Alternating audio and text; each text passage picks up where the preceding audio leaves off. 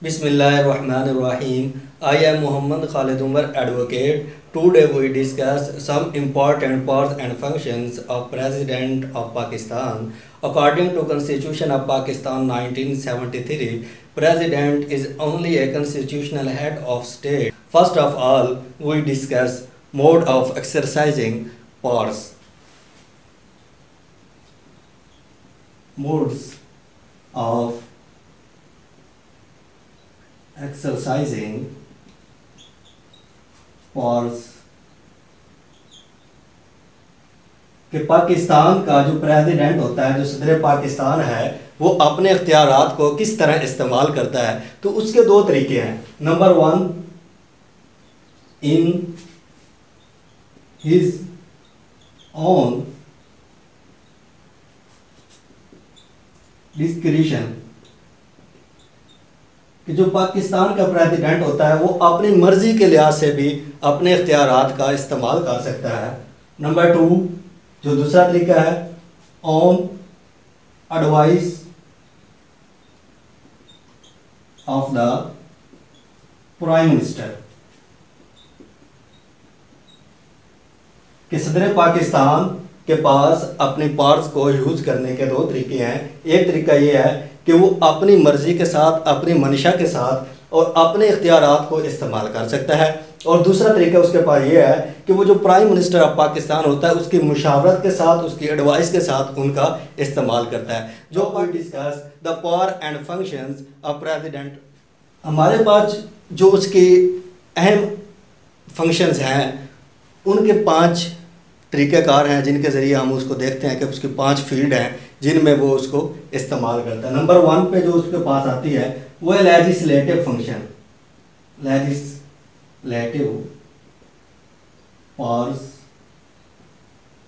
And functions. ये एक field है।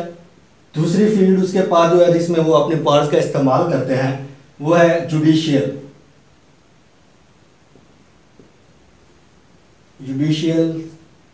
powers and functions। Third, foreign affairs हैं।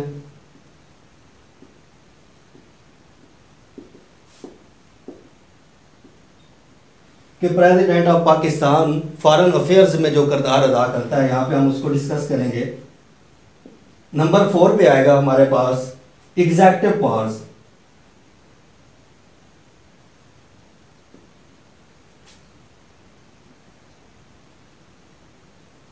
Executive powers and functions. और नंबर 5 पे जिस बात को आज हम डिस्कस करेंगे वो होंगे उसके मिलिट्री पावर्स।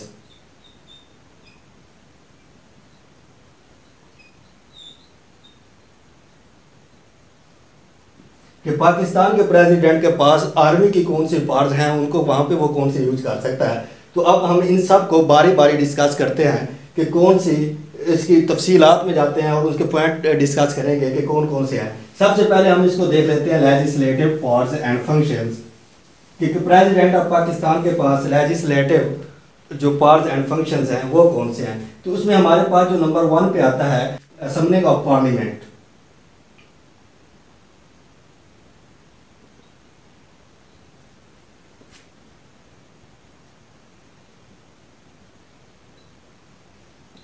अब जो ये असम्बलिंग ऑफ पार्लियामेंट में ये है कि जो प्रेसिडेंट ऑफ पाकिस्तान है वो पार्लियामेंट के दोनों ईवानों को, चाहे वो ईवान ज़ेरी हो नेशनल असेंबली या फिर वो ईवान बाला हो सेनेट, इन दोनों को अलग अलग और इन दोनों को इकट्ठे भी बुला सकता है, इनके इजलास बुलाता है। इनके लिए वो अपनी मर्जी के साथ डिसाइड करता है जैसे उसको बेहतर फील होता है कि उसने टाइमिंग कौन सी रखनी है, बीच में वो टाइम डिसाइड करता है, प्लस प्लेस डिसाइड करता है, और थर्ड पे जो है वो मैटर डिसाइड करता है कि किस मैटर के लिए उसने पार्लियामेंट को समन किया है, पार्लियामेंट को बुलाया है। जो नंबर 2 पे आता है वो आता है कि जी वो address to the parliament,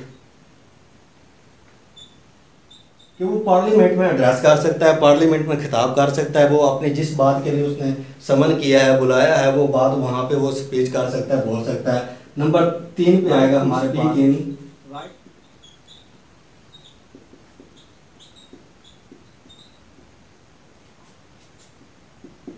parliament, कि प्रेसिडेंट के पास ये भी इख्तियार है कि वो पार्लियामेंट के जो इजलास होता है उसमें अपनी बात, अपना मौक़िफ़ बयान कर सकता है।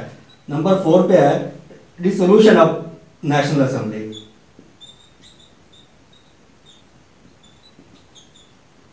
डिसोल्यूशन ऑफ नेशनल असेंबली कि जो पाकिस्तान के ईवान ज़ेरी है नेशनल असेंबली, जो प्रेसिडेंट है वज़ीर आज़म की मुशावरत के साथ, या वज़ीर आज़म जब उसको कहता है कि हालात मेरे काबू में नहीं है, आप नेशनल असेंबली को डिसॉल्व कर दें, तो वो नेशनल असेंबली को डिसॉल्व कर सकता है। जब प्राइम मिनिस्टर अपनी समरी भेजता है प्रेसिडेंट ऑफ पाकिस्तान के बाद, तो उसके बाद 48 हावर्स में वो नेशनल असेंबली को डिसॉल्व कर देता है, या फिर अगर वो ना भी ऐलान करे तो ऑटोमेटिकली डिसॉल्व हो जाती है।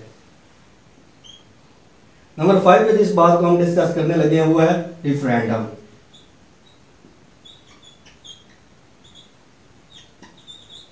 सदर पाकिस्तान के पास ये भी एक कॉन्स्टिट्यूशनल या लेजिस्लेटिव पावर्स है कि वो किसी भी मैटर पे जो नेशनल इंपॉर्टेंस रखता हो उसके ऊपर रेफरेंडम करा सकता है। अगर नेशनल असेंबली में वो उसके ऊपर वर्क नहीं हो रहा, या नेशनल असेंबली में भी करवा सकता है उसके ऊपर रेफरेंडम, उसका जिसमें उसने जवाब देना होता है यस और नो में। उसमें बस यस और नो के 2 क्वेश्चन होते हैं, उसमें से उन्होंने ये बताना है कि वो रेफरेंडम के हक में होता है जो वोट कास्ट करने वाला होता है, या वो रेफरेंडम के हक में नहीं होता।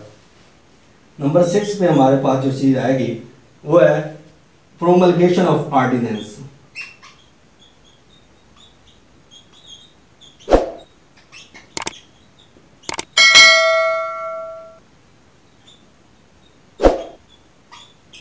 प्रेसिडेंट ऑफ पाकिस्तान के पास ये भी इख्तियारात हैं कि जिस वक्त नेशनल असेंबली वर्क नहीं कर रही होती या सेनेट वर्क नहीं कर रहा होता, तो उस वक्त वो ऑर्डिनेंस जारी कर सकता है। हंगामी सूरत हाल में किसी भी प्रोविंस के अंदर, किसी भी या इवन के पूरे कंट्री के अंदर वो जो हालात हैं उनको अपने कंट्रोल में ले लेता है, और इसकी जो ड्यूरेशन होती है वो मैक्सिमम 6 मंथ जो ऑर्डिनेंस है ये चल सकता है। और अगर पार्लियामेंट इस 6 मंथ से पहले इजलास अपना बुला लेती है तो उसमें वो फैसला करते हैं कि हमने इस ऑर्डिनेंस को नहीं रखना, वो इसको कैंसिल कर देते हैं तो वो ख़त्म हो जाएगा। अगर वो उसको कैंसिल नहीं करते तो वो 6 मंथ तक चलेगा, या फिर जो पार्लियामेंट है उसको बिल के ज़रिए पास कर लेती है, वो कानून बन जाता है। जो हमारे पास नंबर 7 पे बात होगी जिसको हम डिस्कस करने जा रहे हैं वो है अपॉइंटमेंट ऑफ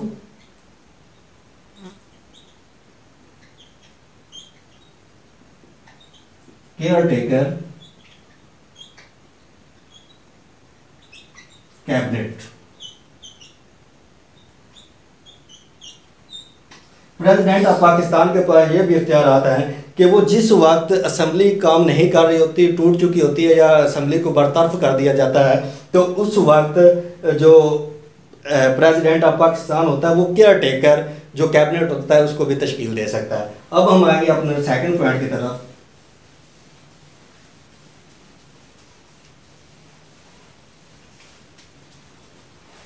वो जी हमारे पास जुडिशियल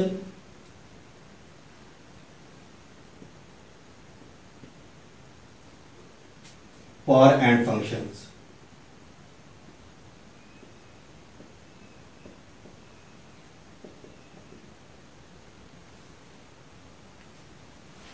अब जुडिशियल पावर्स एंड फंक्शन जो हैं उनको आप बारी बारी डिस्कस करते हैं। नंबर 1 पे आएगा हमारे पास के प्रेसिडेंट ऑफ पाकिस्तान के पास ये इख्तियार आता है appointment of chief justice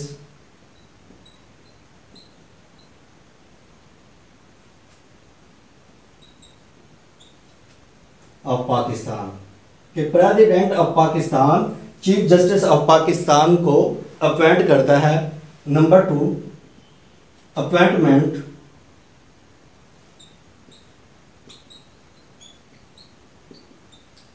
each judge in Supreme Court।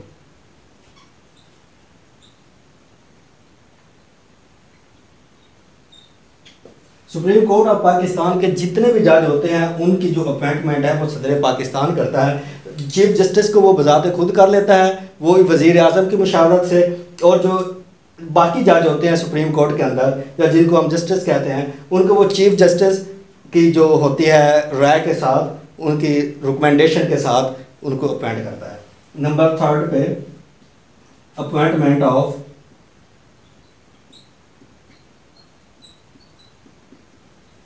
Chief justice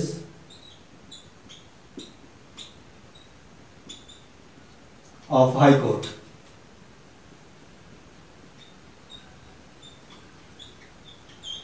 high court के चीफ जस्टिस की अपॉइंटमेंट जो होता है वो गवर्नर की मुशावरत के साथ प्रेसिडेंट ऑफ पाकिस्तान करता है।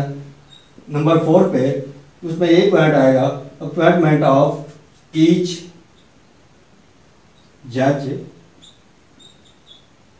इन हाई कोर्ट कि हाई कोर्ट में चीफ जस्टिस के अलावा बाकी भी जितने जज होते हैं उनके अपॉइंटमेंट प्रेसिडेंट ऑफ पाकिस्तान करता है।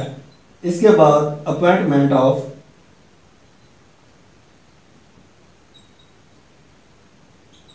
एडिशनल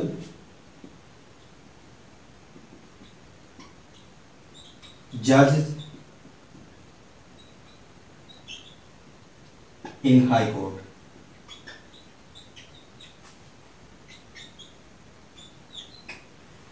कि जितने भी हमारे पास हाई कोर्ट के फंक्शंस होते हैं, जितने भी वहाँ पे काम चल रहे होते हैं, जितनी भी वहाँ पे कोर्ट्स काम कर रही होती हैं, तो उसके अलावा अगर कोई ऐसे मैटर आ जाते हैं जो स्पेसिफिकली होते हैं, जो इमरजेंसी लेवल के होते हैं, तो उसके लिए जो एडिशनल हाई कोर्ट के जज होते हैं उनके अपॉइंटमेंट भी प्रेसिडेंट ऑफ पाकिस्तान करता है। इसके अलावा डिटर्मिनेशन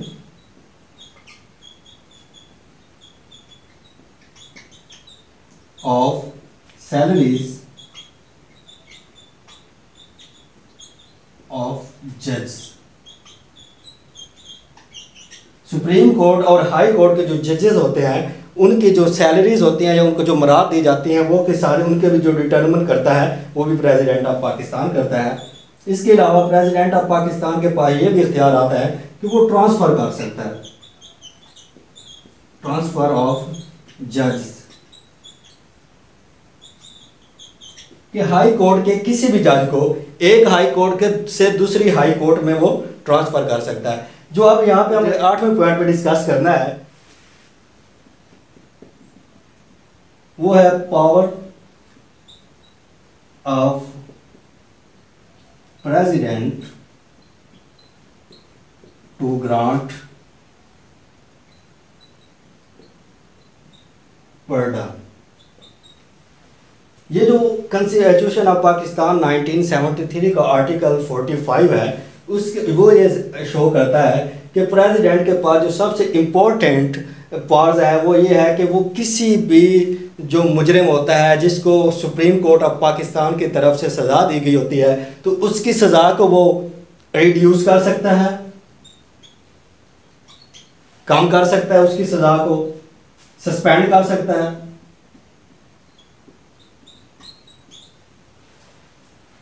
उसकी सज़ा को कम कर सकता है, उसकी सज़ा को ख़त्म कर सकता है या उसको कन्वर्ट कर सकता है। फॉर एग्ज़ाम्पल अगर एक मुजरिम है जिसको सुप्रीम कोर्ट ऑफ पाकिस्तान की तरफ से सज़ाए मौत मिली है तो प्रेसिडेंट के पास ये इख्तियारात है कि वो उसकी सज़ाए मौत को उम्र कैद में तब्दील कर दे। Now we discuss foreign affairs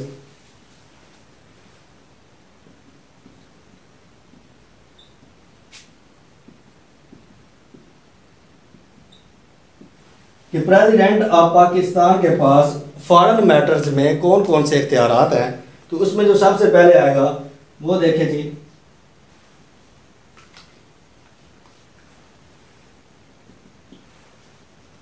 settlement of matters है।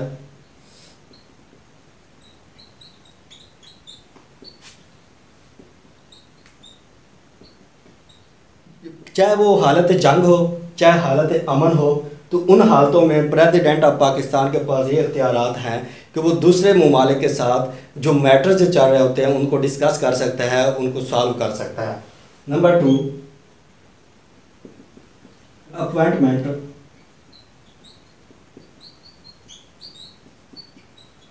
Of ambassador.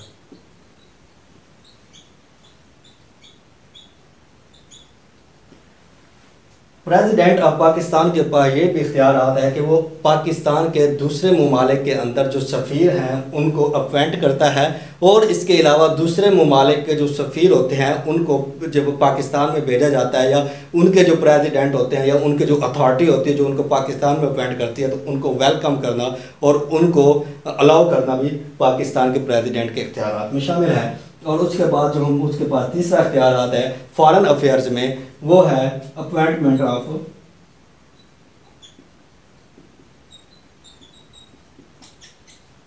Representative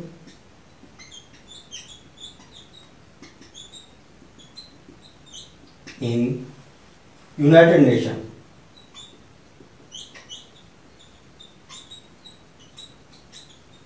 president of Pakistan के पास ये भी इख्तियारात है कि वो यूनाइटेड नेशन में और दूसरी ऑर्गेनाइजेशंस में और यूनाइटेड नेशन की जो जितनी भी ज़िली ऑर्गेनाइजेशंस हैं उनमें अपने रिप्रेजेंटेटिव को अपॉइंट करता है। Now we discuss our fourth powers and functions of president is executive powers and functions.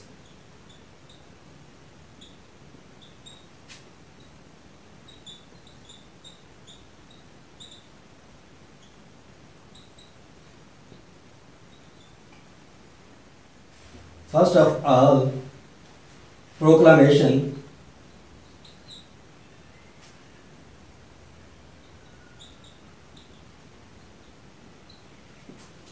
of emergency। कि पाकिस्तान के प्रेसिडेंट के पास ये भी इख्तियारात हैं कि वो पाकिस्तान के किसी भी हिस्से में एमरजेंसी का नफाज कर सकता है, और उसके इख्तियारात को गवर्नर के ज़रिए, अगर वो सूबे के अंदर है, अगर वफाक के अंदर है तो फिर तो डायरेक्टली प्रेसिडेंट के पास होना है, अगर सूबे के अंदर है तो वो गवर्नर के ज़रिए वहाँ पे अपने इख्तियारात का इस्तेमाल कर सकता है। Number 2, appointment of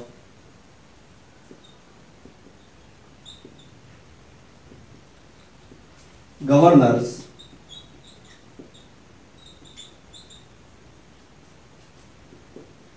in provinces. कि पाकिस्तान के जितने भी प्रोविंस हैं उनके अंदर जितने भी गवर्नर्स आते हैं उनकी अपॉइंटमेंट जो है वो प्रेसिडेंट ऑफ पाकिस्तान करता है। Number 3, appointment of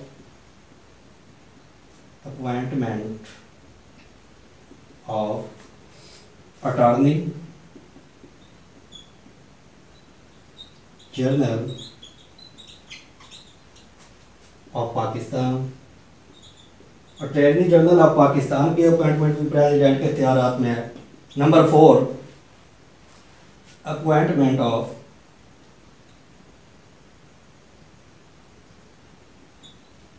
chief election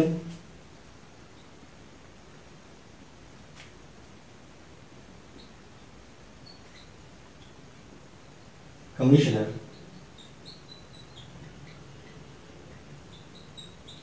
chief election commissioner जो होता है उसकी भी अपॉइंटमेंट प्रेसिडेंट ऑफ पाकिस्तान करता है। नंबर 5,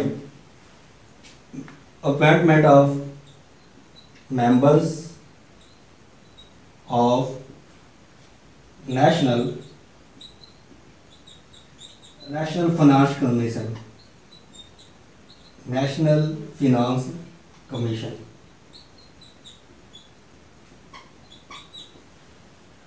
नेशनल फाइनेंस कमीशन के जितने भी मेंबर होते हैं उनकी अपॉइंटमेंट या उनको सिलेक्ट प्रेसिडेंट ऑफ पाकिस्तान करता है।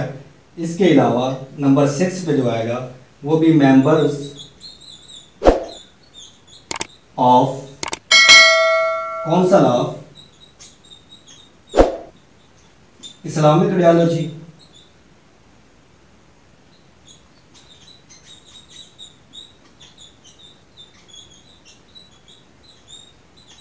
इस्लामिक आइडियोलॉजी काउंसिल के मेंबर्स की भी जो है सिलेक्शन वो प्रेसिडेंट ऑफ पाकिस्तान करता है। इसके अलावा members of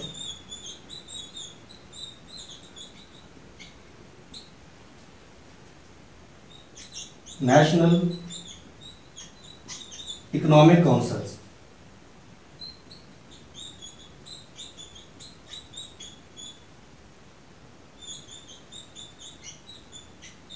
national economic councils के जो मेंबर्स होते हैं उनकी भी अपॉइंटमेंट या सिलेक्शन प्रेसिडेंट ऑफ पाकिस्तान करता है। और इसके अलावा members of council of common interest,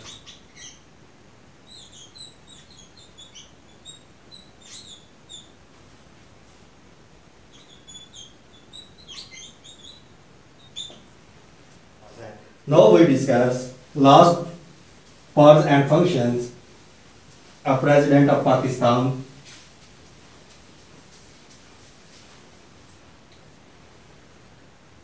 Military powers. President of Pakistan के पास मिलिट्री पावर्स कौन सी हैं? तो president of Pakistan according to constitution of Pakistan 1973 chief commander है पाकिस्तान की मिलिट्री का।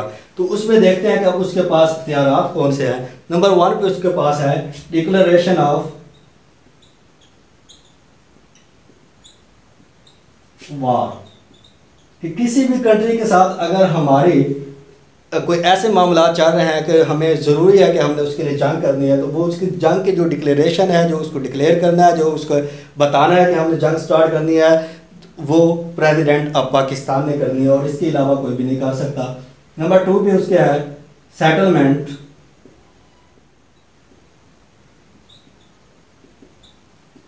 Of peace. प्रेसिडेंट के पास ये भी इख्तियारात है कि वो स्टेट के अंदर या स्टेट के जो फॉरेन अफेयर्स होते हैं उनमें किसी भी मामले में वो उसको सेटलमेंट कर सकता है। अमन को कायम करने के लिए कोई भी जो अपना इख्तियारात हैं उनका इस्तेमाल कर सकता है या कोई भी कदम उठा सकता है। तो नंबर 8 पे है appointment of chief of armed forces, कि पाकिस्तान में जितने भी किस्म की मिलिट्री फोर्सेस हैं उनके जो चीफ ऑफ स्टाफ होते हैं उनके अपॉइंटमेंट प्रेसिडेंट ऑफ पाकिस्तान करता है। फॉर एग्जांपल पाकिस्तान में कौन से हैं? चीफ ऑफ आर्मी स्टाफ,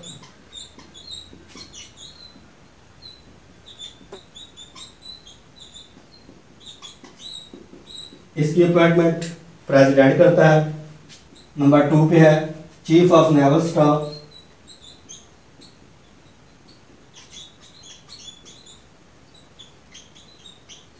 ये हमारी बहरिया का जो चीफ होता है उसकी भी अपॉइंटमेंट प्रेसिडेंट ऑफ पाकिस्तान करता है। और नंबर 3 पे आएगा चीफ ऑफ एयरफोर्स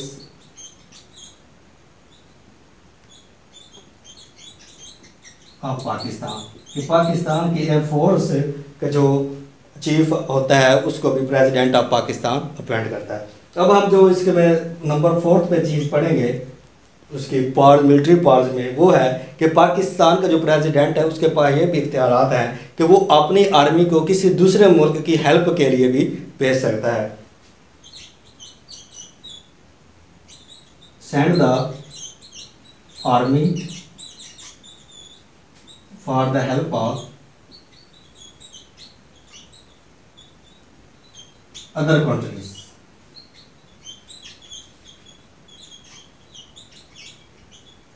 चाहे वो अदर कंट्रीज़ में नाटो फोर्सेस होती हैं या यूनाइटेड नेशन होती है, उसमें कोई कह देता है, या फिर कोई हमारे पास जितने भी इस्लामिक स्टेट हैं जिनके साथ हमारे रिलेशन कायम है उनमें किसी को भी हमारी ज़रूरत होती है वो कहते हैं, तो प्रेसिडेंट के इख्तियारात में है कि वो उनको जो हमारी फोर्सेस होती हैं उनकी हेल्प के लिए अपनी फोर्सेस को भेज सकता है। जो प्रेसिडेंट ऑफ पाकिस्तान है इसका टॉपिक आज हमारा कंप्लीट होता है। Thank you.